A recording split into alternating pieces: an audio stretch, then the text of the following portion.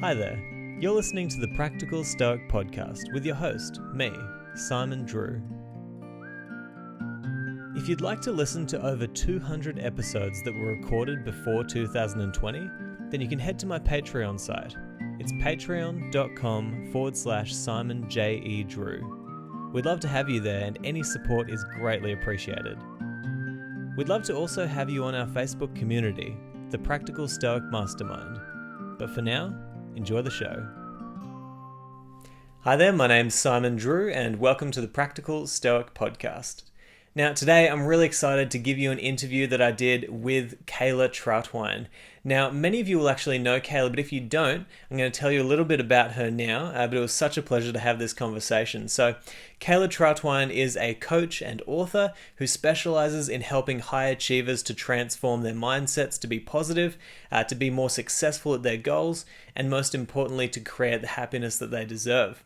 So for most of her life, Kayla experienced debilitating anxiety, sadness, uncontrollable negative thoughts, anger, pessimism, and hopelessness. But over the course of 6 years, through practicing Stoic philosophy, see, it's a long-term game, she was practicing Stoic philosophy and she managed to develop methods to change her thoughts and feelings, and she completely transformed herself.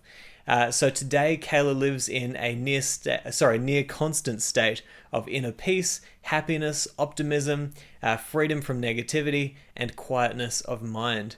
So drawing from her experience, she's actually created an 8-week program called the 8 Universal Laws of Peace and Happiness, and has helped others to experience similar transformations. So I'm really excited to give you this interview because seriously, we had such a great time talking and she's such a lovely person, and I know you're going to get a lot of value out of this. And make sure you head to all of the links in the show notes where you can go check out everything that she's up to and all of her programs on offer. So without any further ado, I present to you Kayla Trautwein. Okay, so we are here with the one and only Kayla Trautwein.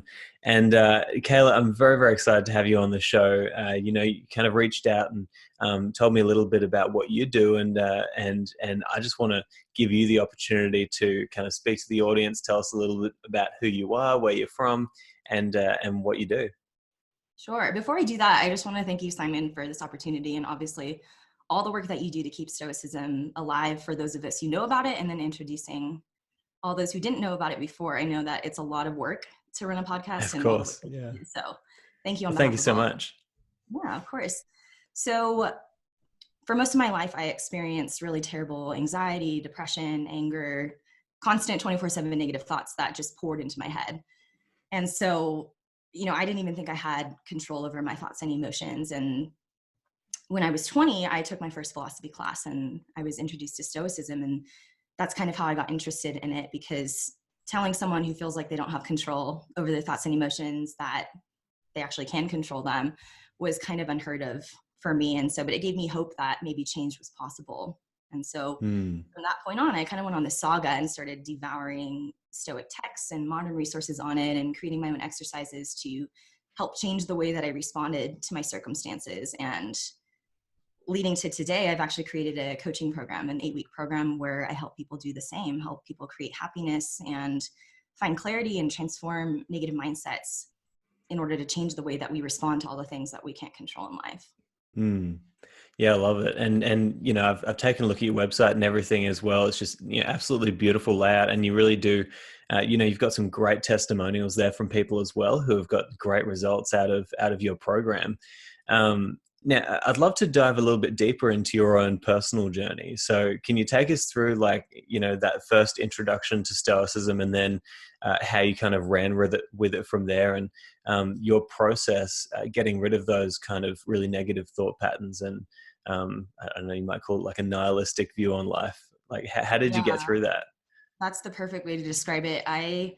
So up until age 20, I kind of lived in this chaotic reality where my emotions were so out of my control. And I looked around at everyone else, at my friends, and I saw that they were happy and they were enjoying life. And so I actually held the belief that some people were born with the ability to be happy, and then other people like me were just born miserable.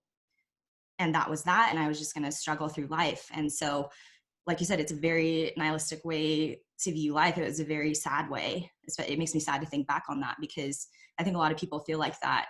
But yeah, so randomly, I decided to take a philosophy class as an art elective, and that changed my life forever. I often wonder what would have happened if I never took that class. But so I actually took two classes. The first one was Aristotle 101. So as you can guess, it was on Aristotle. But that was really my first introduction to realizing that instead of just accepting my thoughts and feelings as absolute reality, that I could question them and I could compare them to wisdom that I was learning and say, okay, if my situation doesn't match up with this, then maybe the world isn't against me. Maybe it's not everyone else that's awful and everything's doom and gloom, but maybe it's the way that I'm perceiving things. And so that was my first little glimpse into that. And then I loved the class so much that I took the subsequent course by the professor, and that was Hellenistic philosophy. So that's where Stoicism, Epicureanism, and Cynicism were introduced. Yeah, I And love it. yeah, Sorry, I go think, on. oh no, it's okay. So I think the main thing that, made Stoicism stand out among all those philosophies was the whole idea of emotional control, because I didn't have control. And so that just, again, gave me a glimmer of hope that change was possible. Yeah, I love it. And going through that, like, how long did it take you to kind of rid yourself of those kind of negative thought patterns that were really, ailing you? It took about 6 years. Yeah. Because I kid you not, I wish I could make a movie of, or some way to describe how I felt, because like, I'll give you a silly example of something I used to get really angry about. It was like an automatic rage. And again, it's embarrassing to talk about this, but when I would go jogging in the mornings, and if I would wave good morning to someone and they didn't respond, I became livid. And I think, how dare they not say hello to me? That's so rude. And all these negative thoughts and these beliefs would pour into my mind. And so I actually, through that process, I developed a methodology of questioning my beliefs and then choosing a different response. And so with that particular example, I would acknowledge that I was feeling anger because this person didn't say hello to me. Hmm. And then my underlying belief was that they were rude and disrespectful and all of that. But then I didn't want to be angry. So I said, okay, what wisdom would help me change my response to be more positive? And at first I started telling myself stories like, oh, maybe they didn't see you. Maybe that's why they didn't wave back to you. But I was kind of lying to myself. The truth of it was, I don't have a right to control whether someone wants to say hi to me or not. Right? I don't want to be controlled by someone else. I want to have the freedom to do what I want. So by getting angry when someone doesn't conform to my ideal of right behavior, quote unquote, right behavior, that's a form of me trying to control them. And so I used the dichotomy of control to calm myself down. And I continued doing that every time I experienced anger, until one day I realized that I couldn't remember the last time I felt anger. It had probably been about 30 days. And that's when I knew that methodology was working. And so I started tackling everything, whether it was my tendency to gossip about other people or complain about things, all these things that caused me to experience my negative thoughts and emotions.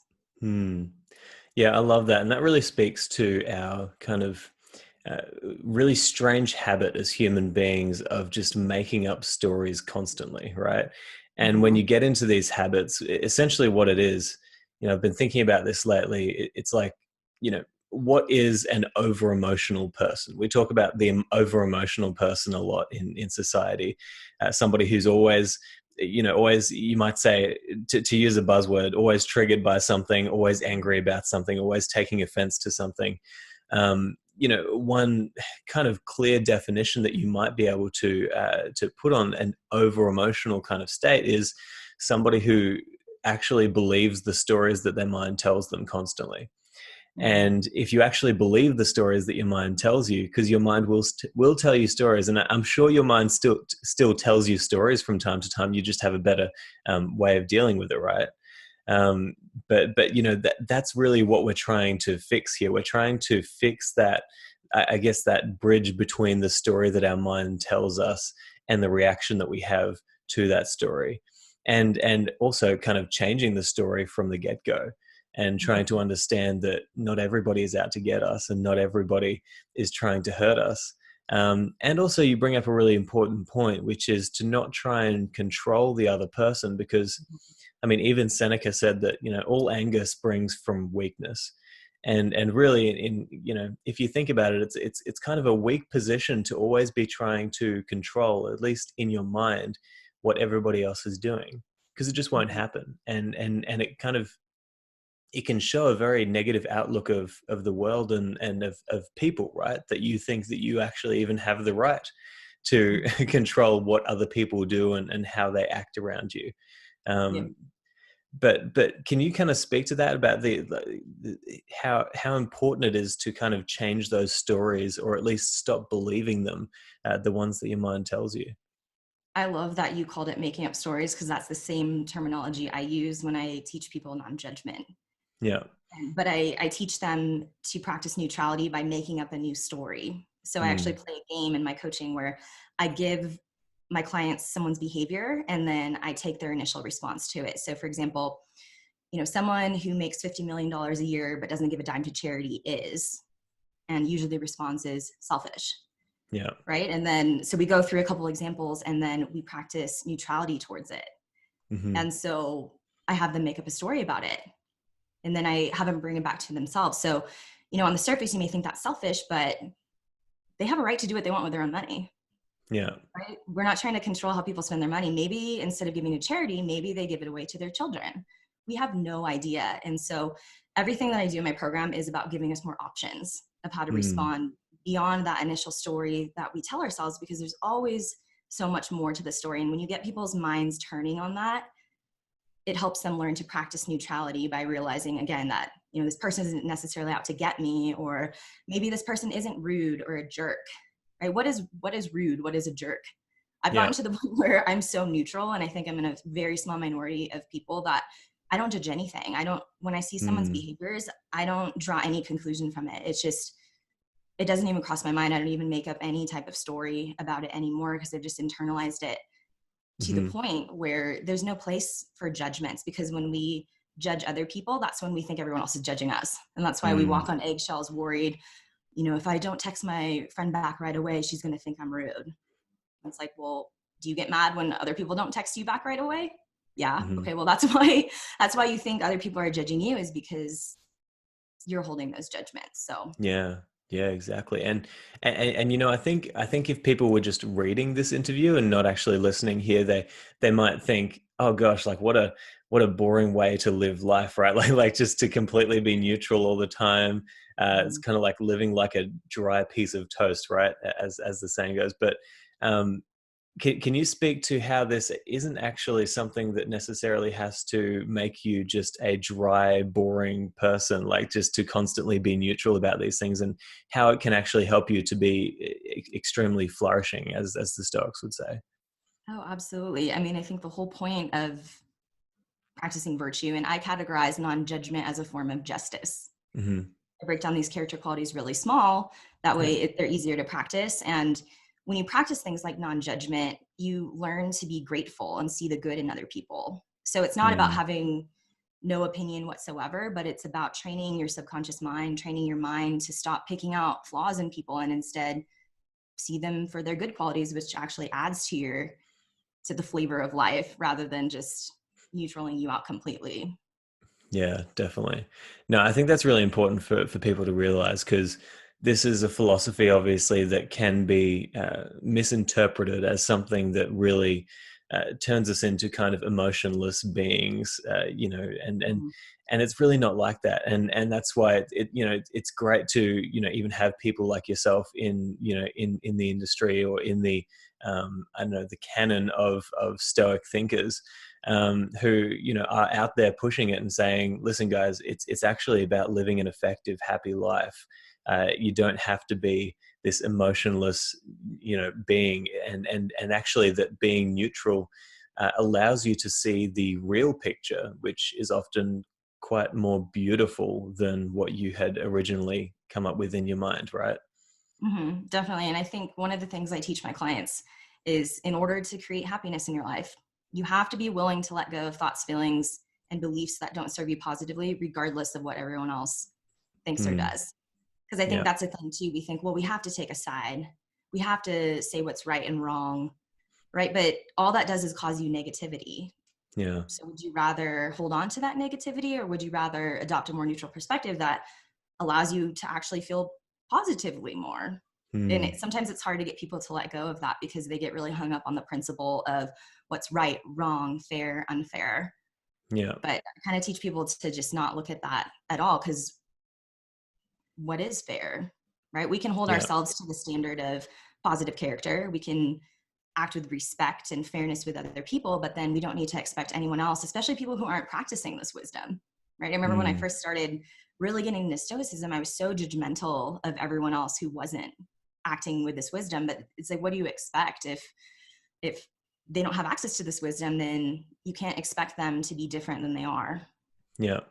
And look, even if they do have access to the wisdom, that's absolutely no guarantee that they're going to take it in, right? It's like, man, humans are just such complex creatures, and to imagine that you have any kind of control over the way that they think, even though we have partial control in the way that we act, but ultimate control, absolutely not. Like everybody is on their own trajectory, and it's very hard to intervene and get them to go in a different direction.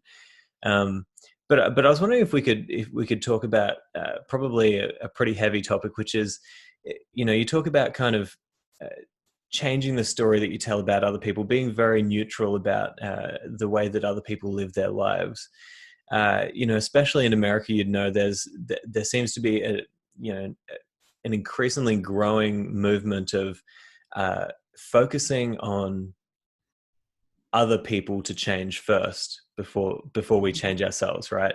There really seems to be and I guess my ultimate question is, how does somebody who's practicing a stoic lifestyle balance the need for internal personal change with also wanting to change the society as well? Like, because as I said, there is that movement of people who's just like, you guys need to change, you guys need to change, which is, it seems to be really important that there's a movement of people within the society who speak up and say this needs to change, right? Because for the good of everybody.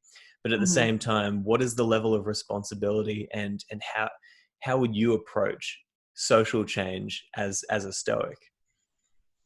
Well, I think it comes down to leading by example. Again, we can't Mm, control anybody else. And if we have two opposing sides, in America, there's liberalism and conservatism, especially after our last election, there's a mm, huge division. And it's like mm. we're both barking at each other to change, but it's not doing anything. Yeah. And so I think it comes down to, as a Stoic, I would lead by example. I would hold myself to the standard of positive character. But I guess that's kind of a non-interventionist, which that's kind of Mhm, my personality. I'm not a conflict oriented person. And I think there's always the argument, when it comes to change, is there a place for anger? Do we need mm, anger to motivate us to do something? mm, And my opinion is no. I think we can pursue other avenues, like the pursuit for justice or the pursuit for fairness. And that involves treating the other side with respect, even if we don't agree with mm. them. Yeah. No, I do agree. It's such an interesting discussion, especially today. We just see such a massive divide, um, and I tend to lean towards the opinion that uh, the best possible thing that you can do within your community or your society, if you want to see positive change, is to become the strongest version of yourself that you can be, and to lead by example in society, and show people how to live a good life and how to live a fair, just life, right? How to treat people kindly. Um, and I think we can pretty safely call upon many examples in history of people who did exactly that. People who didn't focus on what other people were doing, but just focused on what they could bring to their society. Um, and as they did that, and as they flourished, and as they came into public view simply by being the absolute best of what they did, uh, people started to see that maybe the way that they were living, or the way that they would have liked the country to live, was a better way to go. I Mhm. feel like you change the hearts and minds of people by being a strong, courageous, just, like all these virtues. Like you change people's minds by being the best version of yourself that you can be, so that they can't even call you out on anything, right? Mhm. And I think that the Stoics actually talked about that a lot in terms of, changing yourself first, and then, then you can worry about other people. But unless you're the most virtuous, perfect version of yourself that you can be, um, can you kind of speak to that, like developing yourself to such a point? Like, how do you deal with your clients when it comes to like setting their own version of what their best self is? Like, what's the importance there of aiming at something high while you're living in a society like America? So I think I tackle positive character from a little bit of a different perspective. I don't know if the Hmm. Stoics would tisk me. Maybe Seneca would be okay with it since he was a little bit more progressive. But the Stoics taught that virtue is good for its own sake. So we shouldn't Mm, subserve virtue to the pleasures that come about from virtue. But I teach mm, people to look at it from a more self-serving nature. Because I think when you think virtue, you think, oh, it's about being a good person. People have their own ideas of what being a good person is. But when you tell someone that, the reason why you shouldn't practice indiscretion, which is a form of foolishness, is because think about how many times you talk negatively about someone, or you complain, or you vent, and then you feel bad about it later, or you mm, worry that they're going to find out about it. mhm, So the next time you want to do it, have discretion, have wisdom, know when it's your place to say something or not. And so when it comes to, having a sense of excellence in yourself, I kind of teach it from a more self-serving nature. Obviously, society benefits, other people benefit when we act with patience and when we act with these other character qualities. But I think to get people to change, you kind of have to spin it to this is going to benefit you. mm.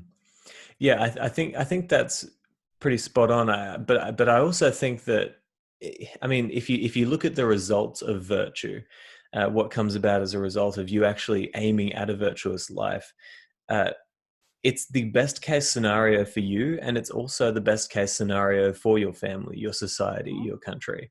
Uh, and all you have to do is just do a very simple, mind game, and ask the question: if every single person aimed at these virtues, if every single person was trying to be courageous, just, temperate, and wise, uh, man, how much better would society be? And you don't have to think for long to imagine that, yeah, aiming at virtue is probably the best good that we can try to aim at. And even though the results of virtue, like, that's the virtue is its own reward, you know it's just by virtue of the fact that it is its own reward, means that it is very self-serving, because by following virtue you will feel better, you'll act better, you'll be a stronger member of your community. Um, and I was wondering if we could possibly delve a little bit deeper into kind of your, I know with your program you kind of have like 8 principles that you talk about Mhm. that can help people to move closer to a stoic life, or move closer to virtue. Can you kind of talk through those with us? And obviously you've got your own spin on things, and if there's some that you don't want to share because you want to keep that for your program, absolutely. But whatever you want to share, I'd love to hear about the 8 principles that you teach. Yeah, of course. So I call these 8 principles the 8 universal laws of peace and happiness. Hmm. And I pitch them as their laws of nature, that there's no other result than to create happiness. And I tell people that you were formed by nature to be happy, but you have to Hmm. align yourself with nature by understanding things like what's within your control, understanding how to control your judgments, things like that.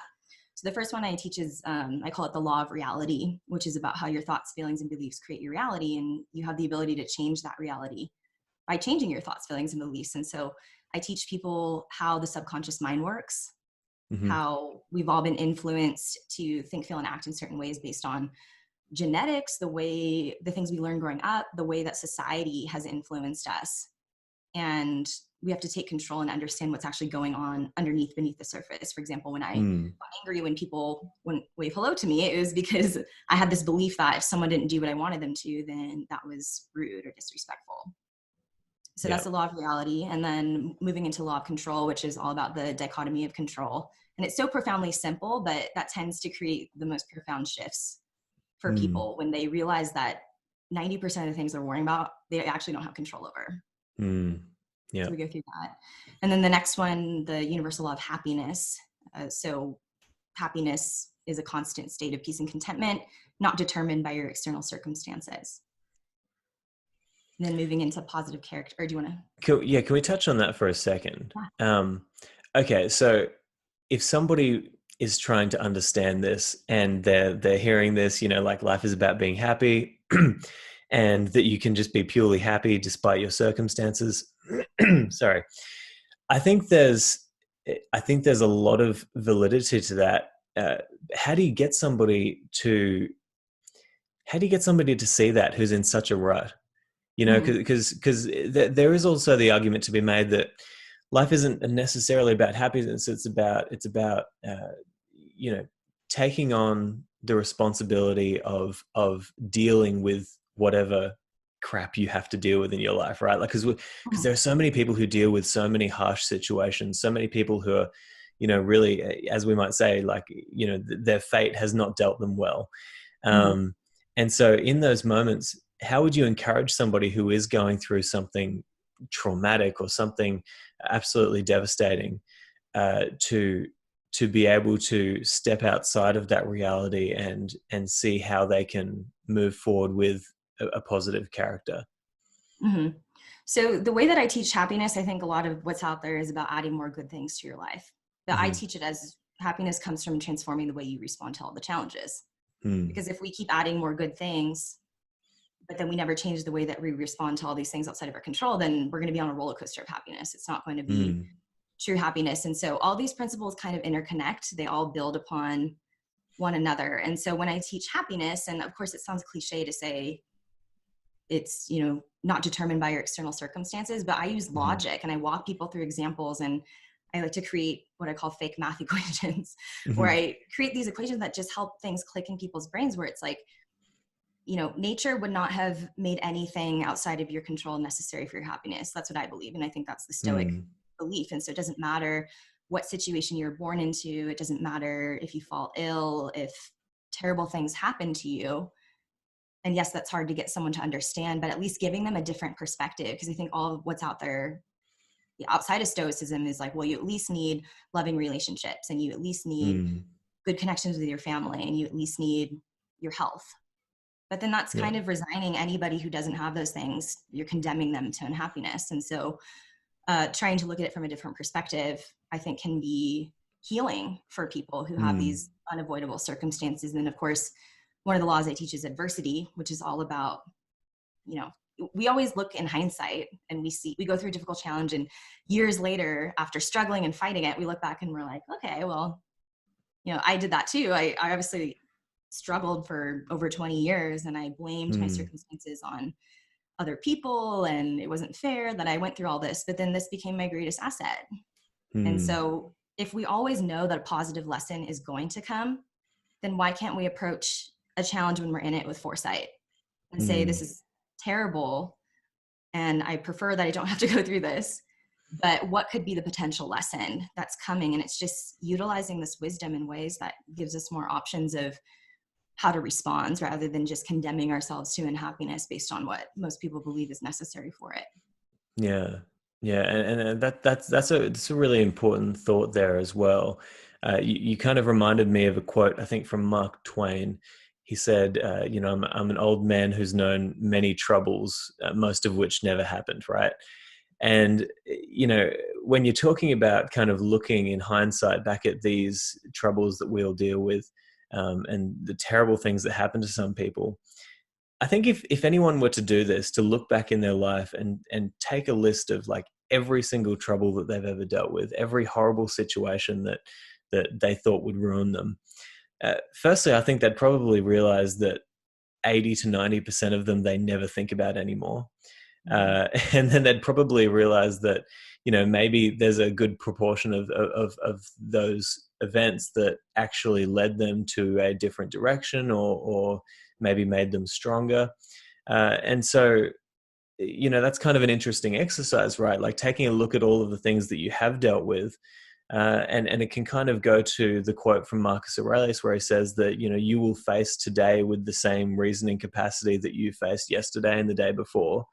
And so maybe when you're dealing with something right now, you can take a step back and say, well, 5 years from now, will I have forgotten this? If I will, what sort of level of importance am I going to put on it right now? Like Mhm. how should I deal with it right now? Like, can I actually almost put myself in the future and try to get myself into the state that I would be in then, looking back while I'm going through this? Is that very similar to kind of how you work with your clients, trying to get them to understand logically that, I mean, really, if you think about it, this trouble that you're going through right now, even though it seems very, very real right now, in the future will look kind of silly?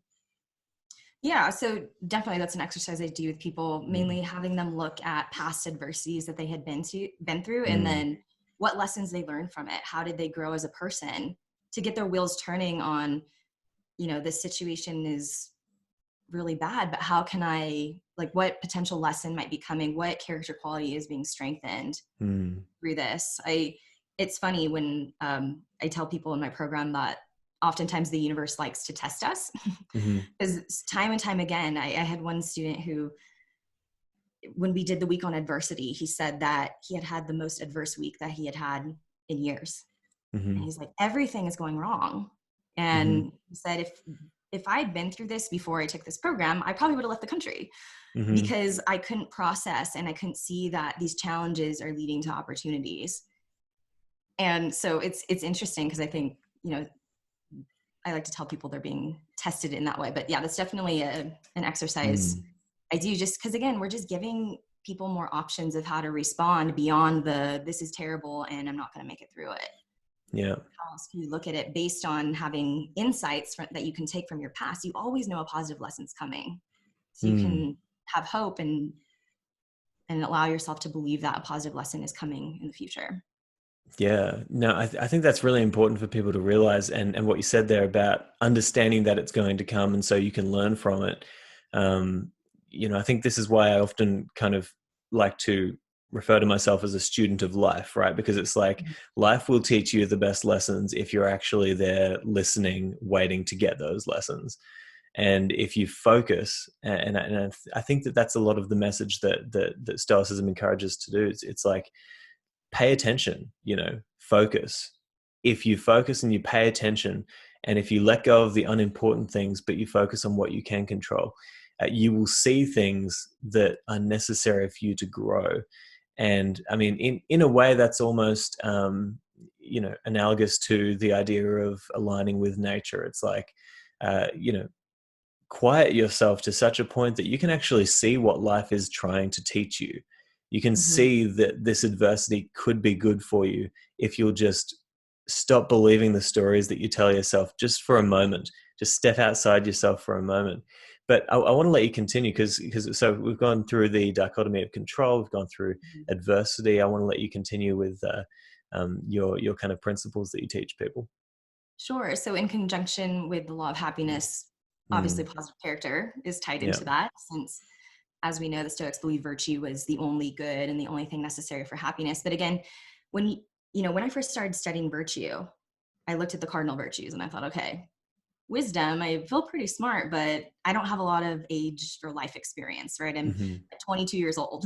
Hmm. So, can I actually be wise? Are there situations where I can actually practice courage? I'm not in the armed forces, I'm not doing anything valiant. And then on the flip side with the vices, I thought, well, I don't think I'm very foolish, right? I try not to, I try to speak well and know what I'm Mm, talking about. But I had this very surface level understanding of virtue and vice because I think those cardinal virtues, they're so lofty.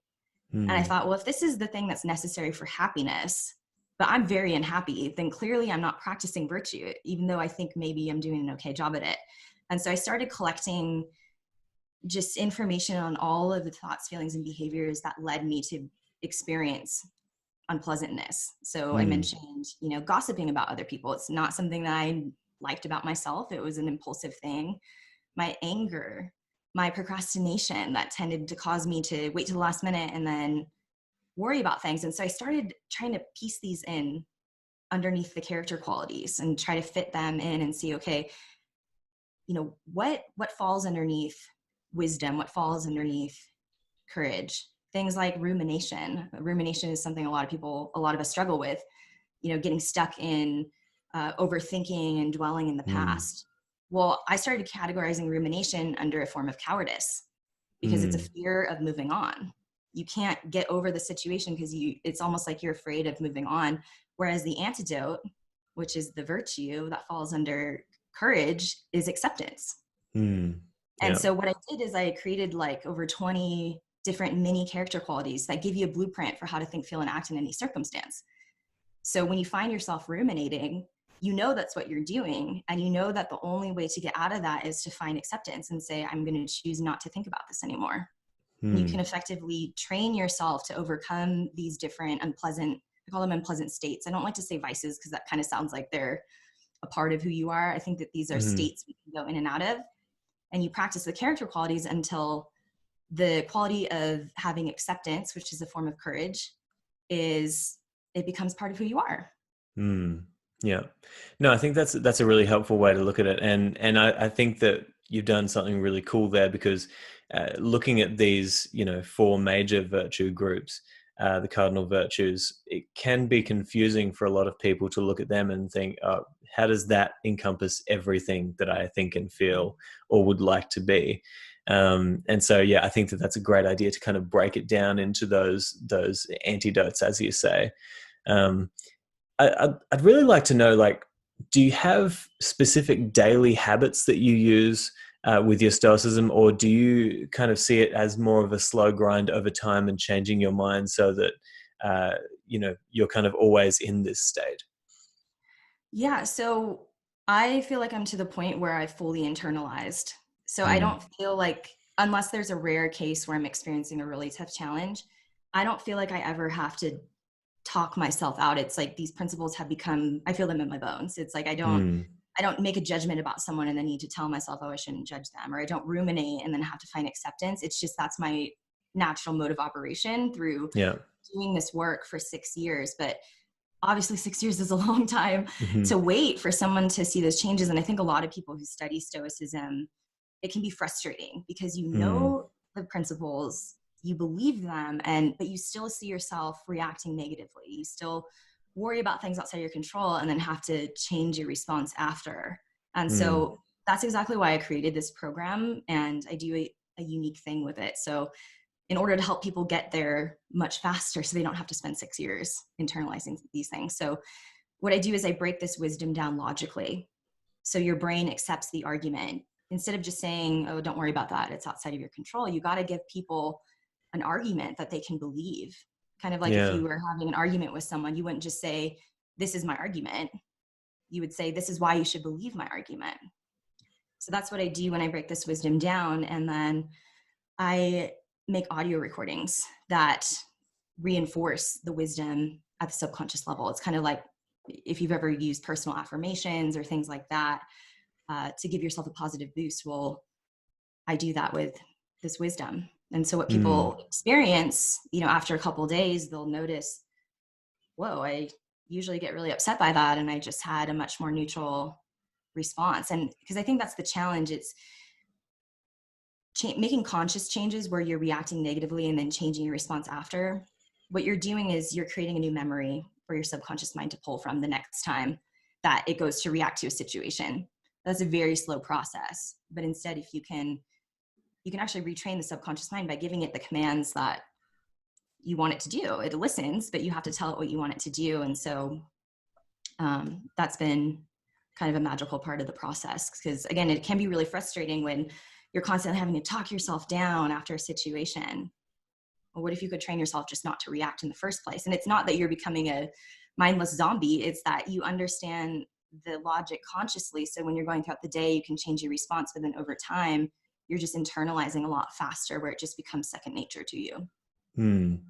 Yeah. No, I think that's a really important point because honestly, I think that it one of the brilliant things about this philosophy is that it really does make a lot of sense, right? It's a very intuitive kind of philosophy. When you hear the arguments that Seneca or Marcus Aurelius or Epictetus made about the way that we should live our lives, they were very logical, and that's because that was one of the core tenets of Stoicism, is that we should be studying logic so that we can actually understand how to live a good life. Mhm. And so what's really cool is, you see this in people, even, with some of my clients. I've had these moments where they bring up something that they're dealing with, and I kind of break it down for them, as you say, in a very logical way, and say, well, sure, you think about that now, but maybe try to think about this, and here's why you should think about this. And then it's almost like, yeah, it's like just clicks in the head, right? Immediately they're like, yeah, wow, why would I ever think anything else? Like, why would anything ever? And it seems like we've we've been hardwired in a different way. Um, there's something to that, right? There's something to this, us being hardwired from a young age to think in a different way. Man, like, what is that? Like, what is that hardwiring that we receive, whether it's from our culture, our families, whether it's from our biology, because that's something that I'm very interested in. I kind of break it down into nature, culture, and philosophy. Like, nature is what creates us, so that's our biology. Culture is kind of what shapes us in a way, and then philosophy is what can guide us, right? So it's like, once you've been formed into this human being, then we get into philosophy in order to help us to maybe break all of that and try to bring in some new perspectives. But man, when somebody is so ingrained from a young age to think in these ways, I guess what is your biggest technique for like helping but okay, I'm going to rephrase this, because now that I think about it, that's kind of an interesting question on its own. How do you get somebody who hasn't already come to you, right? Like, because when people come to you, they're already in that state of mind, right, where they're willing to change. They know that something's wrong. Let's say you're dealing with somebody in your life who you can just see. You can see that they're in pain constantly. You can see that they're not living a life that is alignment with anything that resembles nature, right? They're just constantly angry, bitter, gossiping. Um, how do you even begin, if you do, to try and help them?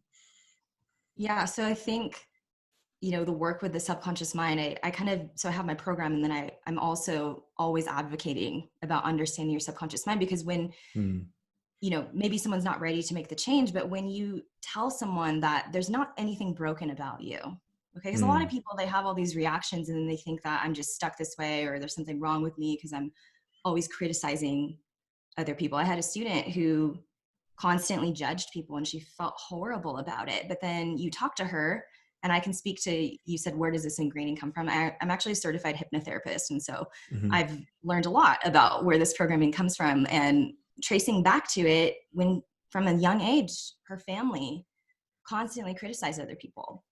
And so it's like, as a child, because up until the age of 7 or 8, you don't really have a frame of reference for what's right or wrong or abnormal, normal. So you're just kind of absorbing everything. And mm, then around 7 or 8, something called the critical mind forms. And that's when you start making judgments about what's right or wrong, or that's normal, or I'm used to this, or I'm not used to this. And so we're not only programmed until we're 7 or 8, but a lot of that programming comes before then. So if you're just picking up behaviors, if you have a parent that sees everything pessimistically, then you just learn to view that that's the right way of viewing the world. And mm, so I like to, to answer your question about how do you get someone to see, I think the first step is just teaching them there's nothing broken about them. There's mm, nothing wrong with you. That if I had believed that I was just broken with my anxiety and depression, I would have never changed. Right. But something, Stoicism gave me hope that I could change. And so I think more education on what the subconscious mind is, how it's choosing your emotions before you're even consciously aware of it. Right? mm, That explains a lot. So when you see yourself acting in anger, acting in ways that aren't becoming of the person that you want to be, usually what you do is you act in a negative way, and then you feel shame about it. And then you have that inner critic voice that says, why did you say that? You're a horrible person.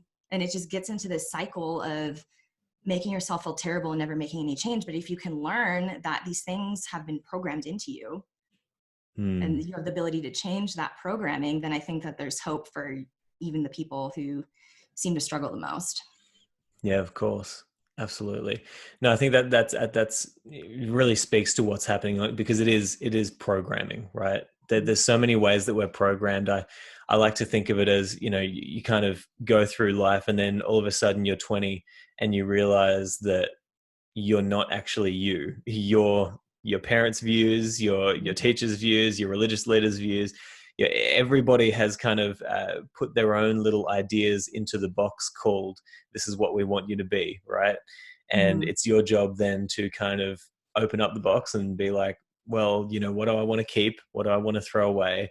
And how can I actually be, intentional about the way that I live my life?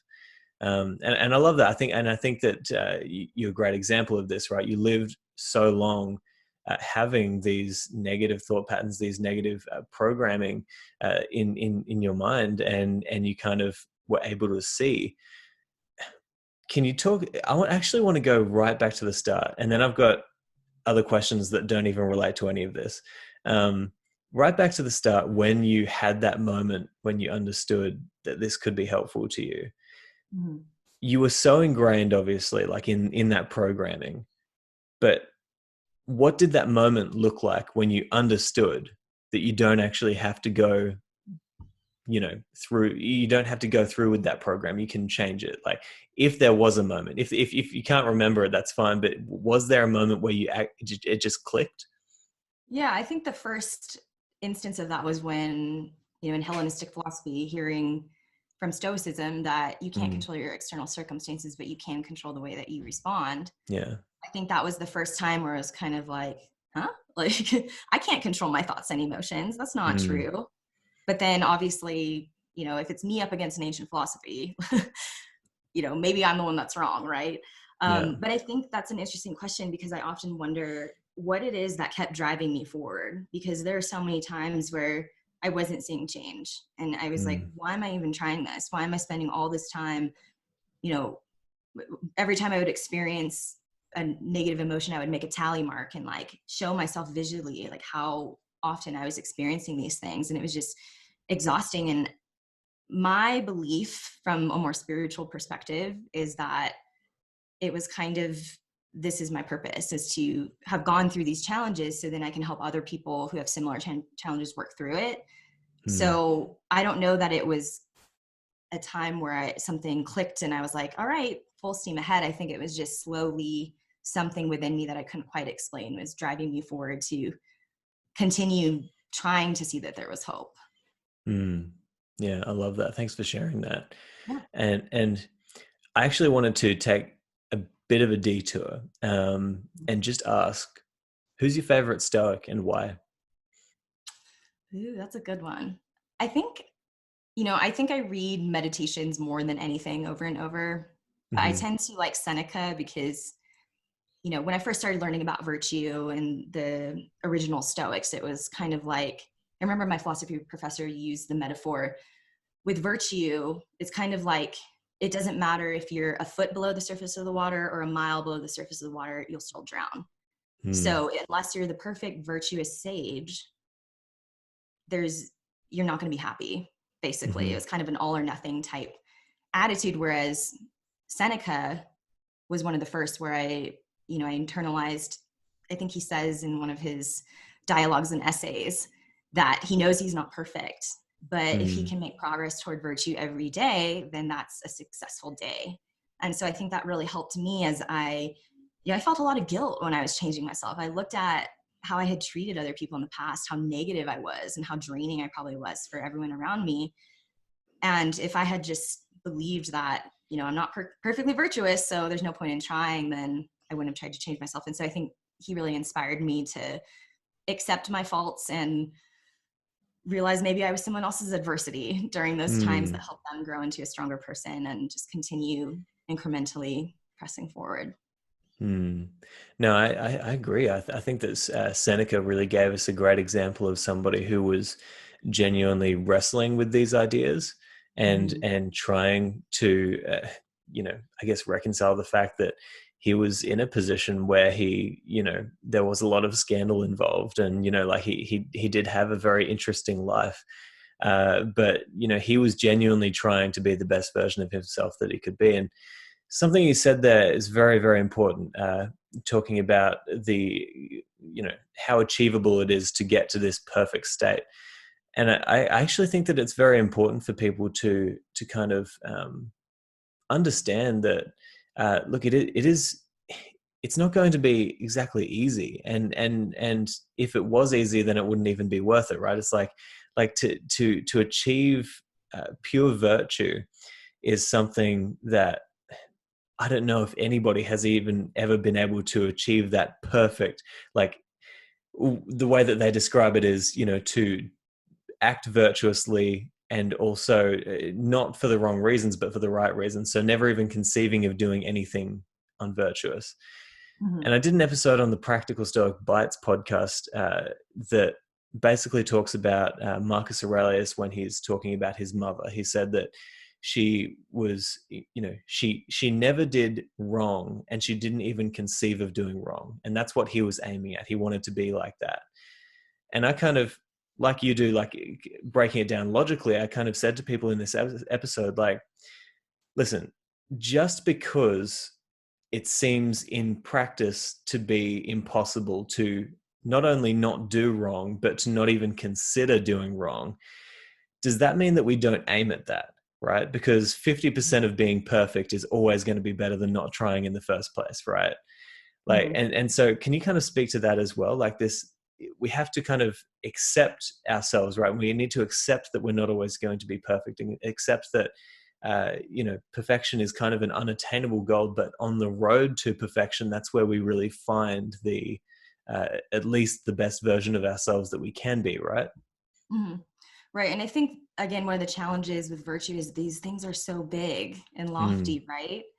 And so unless we categorize some of these smaller character qualities under virtue, it's going to be difficult to understand how to actually practice those things. We tend to think, like, one of the qualities I teach is envy is a form of injustice because you're, coveting something that's not yours, whereas goodwill is a form of justice.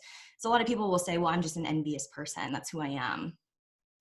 But if you don't like feeling envy because it makes you feel not great when you are jealous of other people and you feel guilty about thinking badly about a friend because you're jealous, then you can practice the opposite, which is goodwill. You can show that you are happy for your friend's accomplishments. So again, I think there's a fine line between, I don't think being perfectly virtuous is possible, as you said, but I also think, getting out of that mindset of I'm set in stone, right? I'm just a jealous person, or I'm just a procrastinator. It's like, well, the way that you overcome procrastination is by having self-discipline. It's an antidote to that. Yeah. So if you feel like you struggle with understanding what virtue is, try thinking about these things in smaller ways. Notice what things tend to cause you unpleasant thoughts or feelings or unpleasant things to happen in your life. And then start tackling those things one at a time. And then when you make small progress, you start seeing that it's working. Like for me, when I realized I didn't experience anger for a long time, that gave me the confidence to continue moving forward. But if I had just tried to be just or tried to be courageous, what would that mean? Yeah. I had to do it in the small actions. And so I think that can be helpful for anybody who struggles to try to reach that state of virtue that seems so unattainable. Definitely. Yeah, I think that's a good point. And just breaking it down to its core elements of this is exactly the path that you should take. But yeah, Kayla, I think that's a beautiful place to kind of leave the audience with, and really just to focus on specifically trying to find ways that they can bring virtue into their life, and thinking about, as you say, these breaking it down into the core elements of each of the main virtues. But I want to give you the opportunity to tell us about, where people can find you, and also, if there's anything you want to share with the audience before we head off. Sure. Yeah. So the best way to connect with me is just by going to my website, kaylatrautwein.com, which is hard to spell, but hopefully we can leave a link somewhere. Yeah, we'll have links in the show notes, definitely. Perfect. Yeah. So feel free to check out information about my 8-week program and just reach out if there's anything you have challenges about. I'd love to just have a chance to talk to you and see whether there's anything I could help with. Great. I love it. So thank you so much for coming on, and we'd love to have you back as many times as possible. All right, so there you have it, my interview with Kayla Trautwein. Now, I'm sure you agree, so much value in that interview. She's such a lovely person. We're going to have her back. Make sure you head to the links in the show notes and make sure you reach out to her, let her know how much you appreciate her coming on the show. So without any further ado, I hope you enjoyed that episode and I'll talk to you next time. But until then, I hope that this episode has helped you on your rise to the good life. Ciao. Thank you so much for listening to this episode of the Practical Stoic Podcast.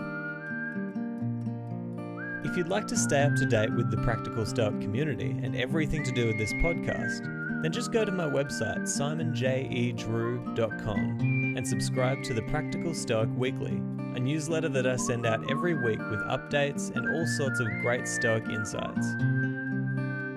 You can also find me everywhere online by searching Simon J. E. Drew. See you next time.